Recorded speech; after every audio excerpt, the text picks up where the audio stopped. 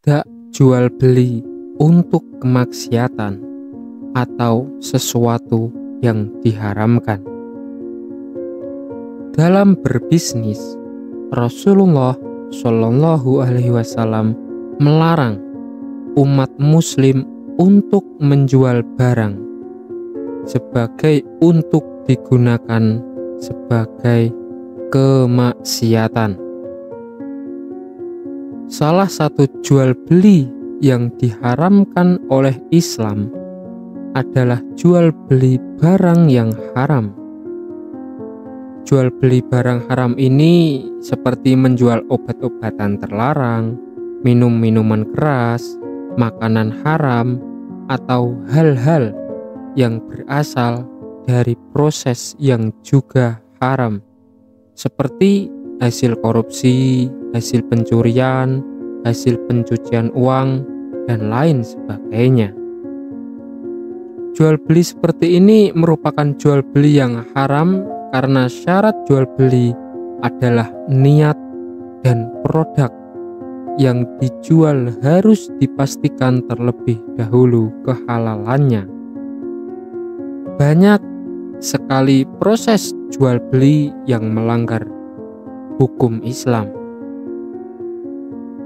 Walaupun hasil dan keuntungannya itu sangat banyak, namun hukum ekonomi tidak hanya dilihat dari satu aspek saja. Hal tersebut juga perlu dilihat dampak dan manfaatnya kepada seluruh aspek. Misalnya aspek moral, kultur atau budaya, dan pendidikan. Syekhul Islam Ibnu Taimiyah menjelaskan bahwa setiap pakaian yang diduga kuat akan dikenakan untuk melakukan tindak kemaksiatan, maka Anda tidak boleh menjual atau membuatkan untuk orang yang akan mengenakannya dalam kemaksiatan dan dalam kezaliman. Oleh karena itu, dibenci menjual roti dan daging kepada orang yang diketahui akan menjadikannya sebagai hidangan penyerta acara minum khamr, atau menjual wewangian kepada orang yang akan menjadikannya sebagai pelengkap acara minum khamr atau perzinahan. Demikian juga halnya setiap barang yang pada asalnya mubah diperjualbelikan bila digunakan sebagai penunjang kemaksiatan. Yang dimaksud oleh Syekhul Islam dari ucapannya di atas adalah sesuatu yang dibenci untuk menjual roti dan daging kepada orang yang diketahui akan menjadikannya sebagai sebuah hidangan penyerta atau hidangan pelengkap pada acara minum khamr adalah bermakna haram. Sebagaimana hal ini dapat diketahui dari berbagai fatwa beliau yang lainnya. Setiap pengusaha muslim memiliki kewajiban untuk senantiasa bertakwa kepada Allah dengan menjalankan syariat berupa saling menasihati sesama muslim.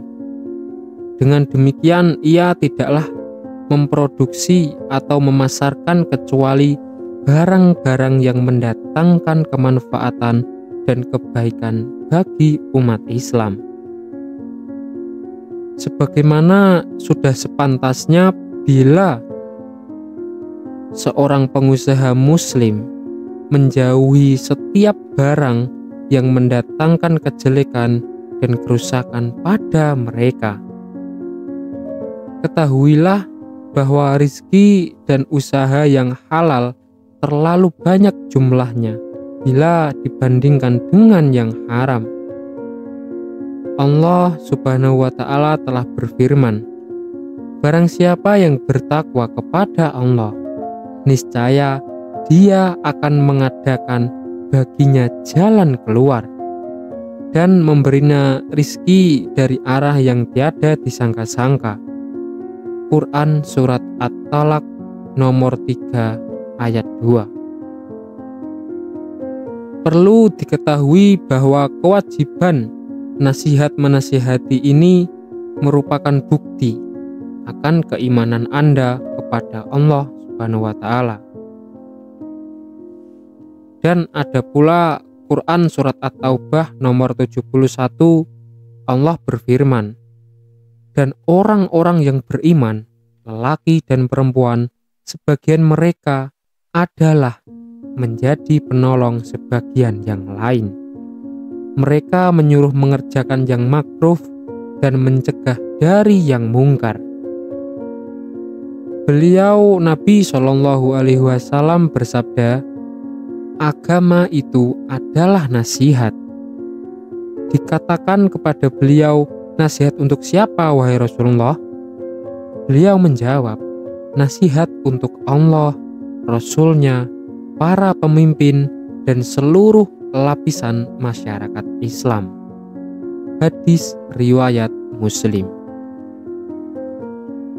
Sahabat Jabir bin Abdullah Al-Bajali rahimahullah mengisahkan, aku pernah berbaiat, berjanji setia kepada Rasulullah untuk senantiasa mendirikan sholat, membayar zakat, dan memberi nasihat kepada setiap orang Islam.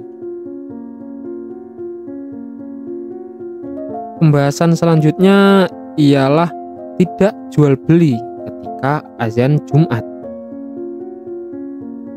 Allah telah berfirman, hai orang-orang yang beriman, apabila diseru untuk menunaikan sholat Jumat, maka bersegeralah kamu kepada mengingat Allah dan tinggalkanlah jual beli. Yang demikian itu lebih baik bagimu jika kamu mengetahui. Quran Surat Al-Jum'ah nomor 62 ayat 9. Dan berdasarkan dalil ini, para ulama tidak berbeda pendapat sedikit pun bahwa jual beli pada saat tersebut itu diharamkan. Azan atau seruan yang dimaksud di sini ialah azan yang dikumandangkan ketika khatib sudah naik mimbar atau setelah khatib mengucapkan salam, yakni azan yang biasa dilakukan pada zaman Nabi adalah arti dari azan atau panggilan bila disebutkan secara lepas. Diriwayatkan oleh Al-Bukhari dalam Sahihnya dari As-Sa'ib bin Yazid bahwa ia menceritakan, dahulu azan Jumat dikumandangkan ketika khatib sudah duduk di atas mimbar, yakni pada zaman Rasul, Abu Bakar, dan Umar. Di masa Utsman, karena umat Islam sudah terlalu banyak, maka ditambah satu azan lagi yang dikumandangkan di Az-Zuhra. Dari sisi lain, sesungguhnya jual beli pada saat azan dikumandangkan juga menyebabkan seseorang melalaikan sholat, akhirnya meninggalkan sebagiannya atau bahkan seluruhnya. Dan oleh karena itu diharamkan jual beli saat dikumandangkannya azan Jumat, tentu saja dengan beberapa parameter tertentu. Di antara lainnya adalah, pertama, orang yang melakukan perjanjian jual beli harus orang yang tidak wajib sholat Jumat. Maka jual beli boleh dilakukan oleh kaum wanita, anak-anak kecil, dan orang sakit. Karena Allah melarang jual beli dengan alasan memerintahkan mereka agar segera berangkat ke masjid.